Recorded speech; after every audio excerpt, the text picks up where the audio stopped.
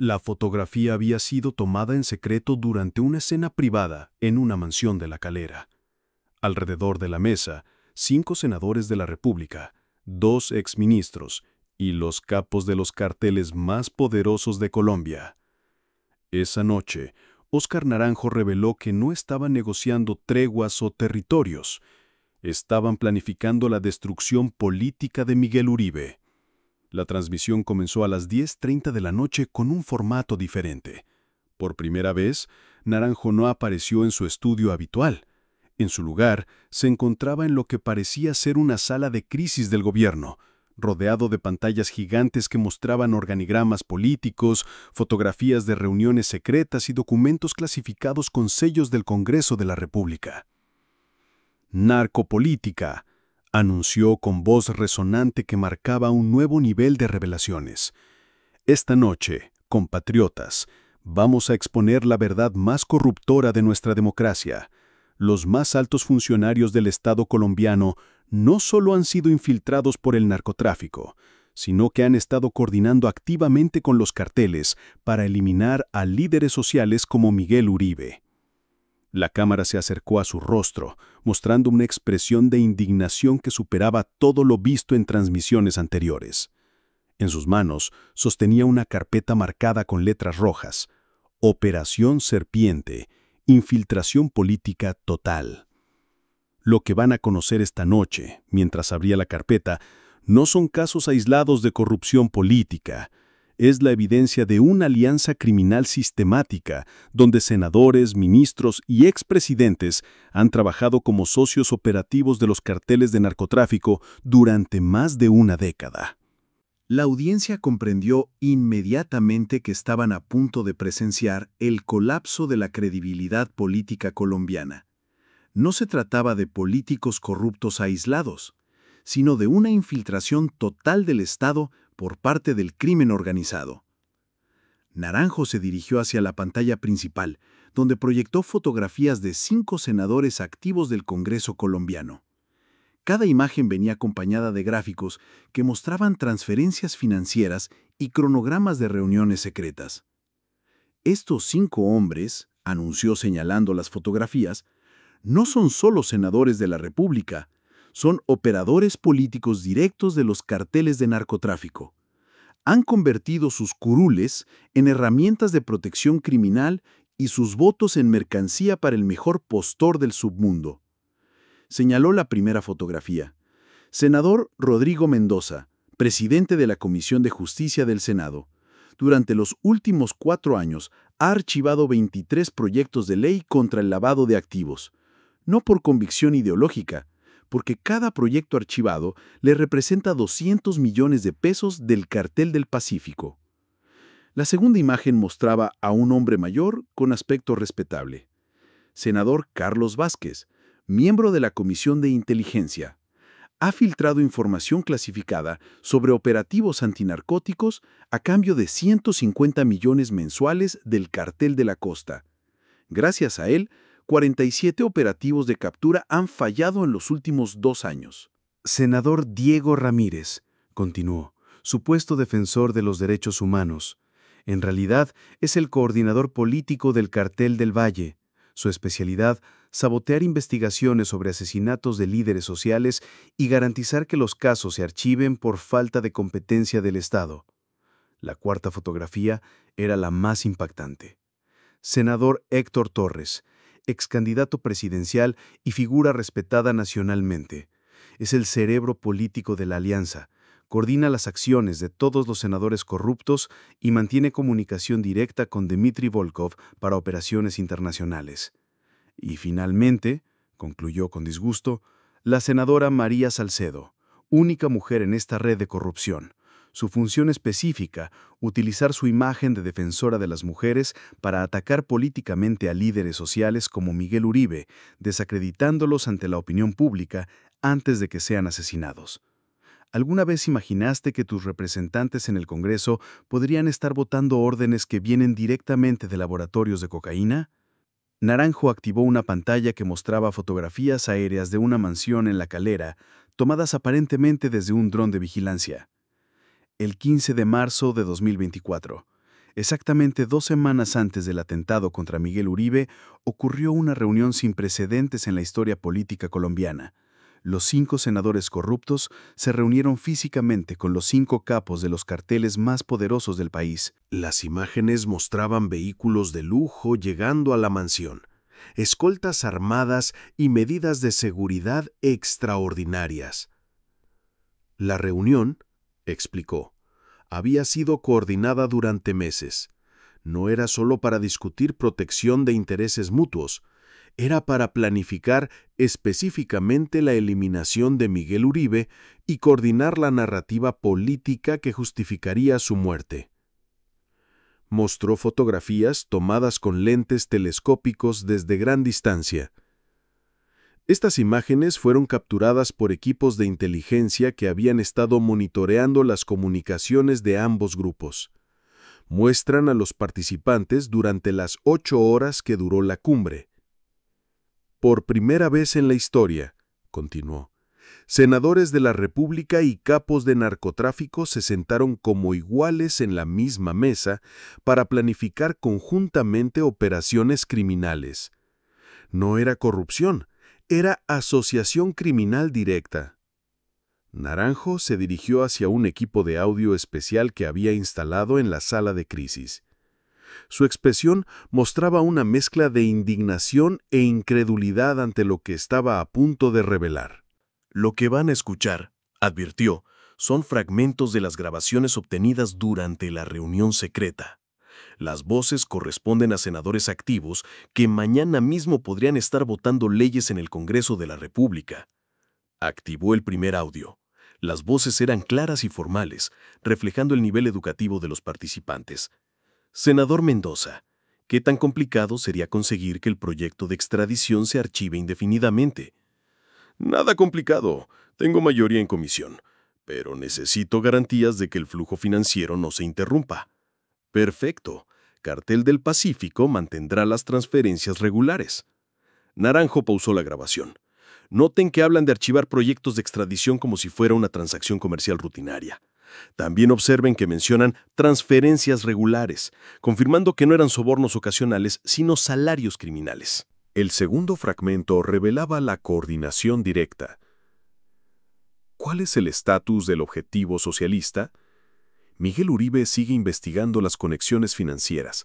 Está muy cerca de exponer toda la red. ¿Opciones políticas? Ya intentamos desacreditarlo mediáticamente. ¿No funcionó? Su credibilidad es muy sólida. Entonces procedemos con la opción física. Era, explicó Naranjo con gravedad, la primera vez que teníamos evidencia directa de políticos participando en la planificación de un asesinato político. El tercer audio era el más escalofriante. ¿Cómo manejaremos la narrativa después de la eliminación? Tengo contactos en todos los medios principales. La historia será líder social eliminado por grupos armados ilegales en zona de conflicto. ¿Y si surgen conexiones con nosotros? Imposible. Tenemos jueces comprados, fiscales infiltrados y medios controlados. Naranjo procedió a explicar cómo funcionaba la estructura operativa que unía a políticos y narcotraficantes en una sola organización criminal. Lo que habían creado, explicó mostrando un organigrama complejo, no era corrupción tradicional donde los criminales sobornan a los políticos. Era una sociedad criminal donde políticos y narcotraficantes eran socios iguales con responsabilidades específicas. Señaló diferentes niveles de la estructura. Nivel político, senadores proporcionan protección legislativa, información de inteligencia y narrativa mediática. Nivel criminal, carteles proporcionan financiamiento, logística operativa y capacidad de eliminación física. Nivel de coordinación, continuó, representantes de Dmitry Volkov que garantizan que ambos grupos trabajen hacia objetivos comunes y que mantengan comunicación con la red criminal internacional. La sofisticación de la alianza superaba cualquier cosa vista anteriormente en Colombia.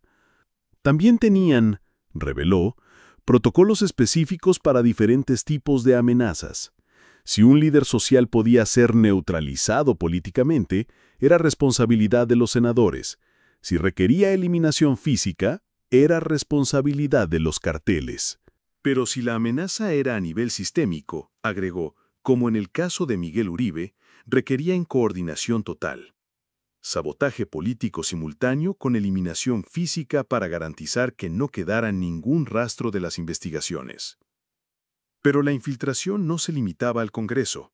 Naranjo reveló la participación de exfuncionarios del Gobierno Nacional en la alianza criminal. Participando en la reunión secreta, anunció mostrando nuevas fotografías, también estuvieron 2 exministros que habían ocupado posiciones clave en el gobierno anterior. Su función, proporcionar información sobre estructura del Estado y coordinar con funcionarios activos. Mostró la fotografía del primer exfuncionario. Exministro del Interior, Roberto Márquez. Durante su gestión, había facilitado información sobre ubicación de líderes sociales bajo protección del Estado. 23 de esos líderes fueron posteriormente asesinados. Exministra de Justicia Patricia Rojas. Su especialidad era sabotear desde adentro las investigaciones sobre narcotráfico. Durante sus 2 años en el cargo, archivó personalmente 156 expedientes relacionados con lavado de activos. Pero su función actual, reveló, es aún más peligrosa. Mantienen contactos activos dentro del gobierno para continuar filtrando información y saboteando operaciones antinarcóticos desde afuera. Naranjo activó pantallas que mostraban flujos financieros detallados entre organizaciones criminales y campañas políticas. Lo que van a ver, explicó, es el sistema de financiamiento que ha permitido que esta alianza criminal controle el poder político durante más de una década. Los gráficos mostraban transferencias masivas. En las elecciones de 2022, los 5 carteles principales invirtieron 125,000 millones de pesos en financiar campañas políticas. No eran donaciones, eran inversiones para comprar protección legislativa. Señaló transferencias específicas. Cartel del Pacífico, 35,000 millones distribuidos entre 47 candidatos al Congreso. Cartel de la Costa, 28,000 millones para 39 candidatos. Cartel del Valle, 22,000 millones para 31 candidatos. El retorno de la inversión, continuó, ha sido extraordinario. Por cada peso invertido en campañas, los carteles han ahorrado 15 pesos en pérdidas por operativos antinarcóticos, decomisos y capturas. Pero más importante, agregó, han obtenido algo que el dinero no puede comprar directamente: legitimidad política para sus operaciones criminales. ¿Cuántos votos en el Congreso han sido realmente decisiones tomadas en laboratorios de cocaína? Naranjo reveló entonces cómo la inteligencia colombiana había logrado infiltrar y documentar esta alianza criminal política. Hace 14 meses, explicó, iniciamos la Operación Serpiente, la investigación de contrainteligencia más compleja en la historia del país. Necesitábamos infiltrar simultáneamente el Congreso de la República y los carteles de narcotráfico. Mostró fotografías de equipos especializados. La operación involucró a 73 agentes encubiertos operando durante más de un año. Algunos infiltrados como asesores políticos, otros como operadores criminales, algunos como personal de seguridad en ambos grupos. El desafío, continuó, era que tanto los políticos como los narcotraficantes tienen sistemas de seguridad extremadamente sofisticados.